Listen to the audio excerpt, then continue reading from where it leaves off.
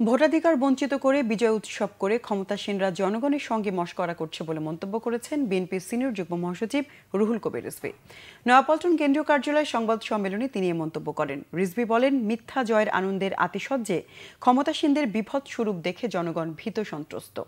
ধানের শীষের ভোট দেওয়ার অপরাধে নোয়াখালীর সুবর্ণচরে নির্যাতিতা পারুল বেগমের আহাজারি থামতে না থামতেই কবিরহাটে কারাবন্দী যুবদল নেতার ঘরে ঢুকে সন্তানদের জিম্মি করে তার স্ত্রীকে গণধর্ষণ করেছে যুবলীগের সন্ত্রাসীরা। অবিলম্বে যুবলীগের সন্ত্রাসীদের গ্রেফতার করে শাস্তির দাবি জানান তিনি।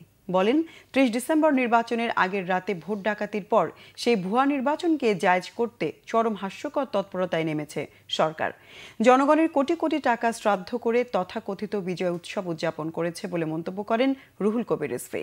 যখন মহাভোট ডাকাতিতে ভোটাধিকার হারা জনগণ ব্যথিত, বিমর্ষ ও বাক্যহারা, তখন জনগণকে কৃতজ্ঞতা ধন্যবাদ জানানো প্রধানমন্ত্রীর এটা নিষ্ঠুর রসিকতা ছাড়া আর কিছুই নয়। জনগণ মনে করে ভুয়া ভোটের সরকারের প্রধানমন্ত্রীর কৃতজ্ঞতা জানানো উচিত আইন শৃঙ্খলা বাহিনীকে, কারণ ভোটের আগের দিন রাতেই তারা অত্যন্ত নিষ্ঠার সাথে রাতভর ব্যালট বাক্সে নৌকা মার্কায় সিল দেয়া ব্যালট পেপার ভরিয়ে দিয়েছে। এই ঐতিহাসিক সরওয়ার্দী উদ্যান গতকাল গণতন্ত্র হত্যার উৎসবে পরিণত করা হলো।